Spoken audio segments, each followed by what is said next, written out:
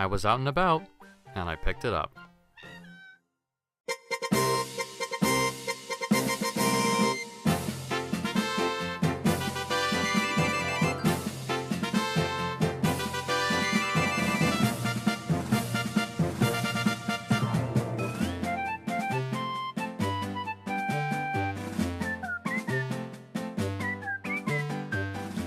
First things first, if you haven't seen my review of Super Mario 3D World, please go watch that before watching this.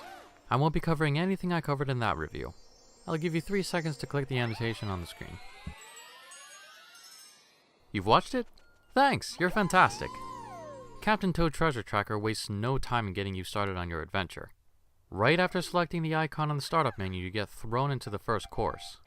There are no obstacles, just some open space to get used to the controls and a nice easy path to the Power Star. Whoa! Looks like the plot's here! A massive bird named Wingo swoops down and steals the Power Star and Toadette for reasons. Of the reasony variety. Captain Toad is left by himself and has to locate Wingo to save his platonic partner. The valiant captain searches without rest for his... he searches without rest? Oh, come on, Captain, that bird could be disemboweling her right now. Eventually he reaches Wingo's lair and defeats the great bird by harkening back to his Super Mario Bros. 2 roots. By uprooting some giant turnips and fattening Wingo up for Christmas dinner. Wingo falls to his doom, Captain Toad reunites with Toadette, and then the credits roll. The story's about as simple as it gets, but I was kind of expecting that from a spin-off of a Super Mario game. There are 2 more storybooks to play through, but they're almost exactly the same plot-wise. In Book 2, instead of Toadette, it's Captain Toad that gets captured for disembowelment. Oh yay! Gender equality! And in Book 3, Toadette gets captured again. But she escapes on her own early on, and you play as both of them throughout the book. They used a lot of Super Mario 3D World's music for this game's soundtrack. They did at least remix them, but the remixes sound so... how shall I say... synthesized? They just don't sound as genuine, or frankly as good as the source material. Now, let's take a look at the gameplay. As far as controls go, not a lot has changed from Super Mario 3D World, but there are a few new tricks.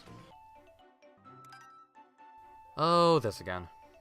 The most notable of Captain Toad's new abilities is being able to pluck turnips out of the ground and chuck them at enemies and walls. You can also paralyze enemies by touching them on the gamepad and switch his headlamp on and off. I have no idea why you would ever want to switch it off though. It lights up dark corridors, and when confronted with a boo, Captain Toad's headlamp becomes a proton beam.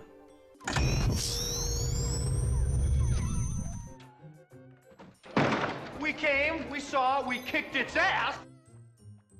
There are also minecart and turnip cannon sections scattered throughout the game. Here's my issue with them, and with the entire game actually. Just like in Super Mario 3D World, you have to use the gamepad to play. It didn't feel like an issue in Super Mario 3D World because there were so few Captain Toad levels. But here, the gamepad really feels more like a gimmick than a controller. You have to use it to move course elements constantly, meaning that I'm constantly looking down at the gamepad's tiny screen. There is no reason to even have the TV on. The vantage points for the minecart and turnip cannon sections between the gamepad and the TV are completely different. The one on the TV is much more visually pleasing, but I have to look at the gamepad to actually see what I'm doing. It feels like they were trying to sell the gamepad's practicality more than trying to sell the game. You can even tilt the gamepad at any point to change the camera angle, but it's completely pointless. The second you move the gamepad back into a comfortable position, the camera goes right back to where it started. The only way moving the camera like this would work is if you stood up and moved around the room like a Dumbo. It wouldn't bug me as much if it were an optional feature, but you can't turn it off. I use the R stick to move the camera the whole game, but if I so much as moved the gamepad an inch, the camera would go all twitchy. The gamepad may be a bit irksome here, but do the levels make up for it? Kind of. First off, Captain Toad Treasure Tracker isn't the most exciting game. Except when Toadette rides a giant fire-breathing dragon, that was beyond awesome. But other than that, not much in this game is going to get your blood pumping. The levels are pretty slow-paced, but that's not to say they're not enjoyable. There were quite a few interesting ideas in here, and some slightly challenging puzzles. Nothing that would come close to stumping anyone over the age of 7, but there's enough challenge to keep one's attention. especially if you try to collect all of the super gems, which unlock new stages and bonus levels.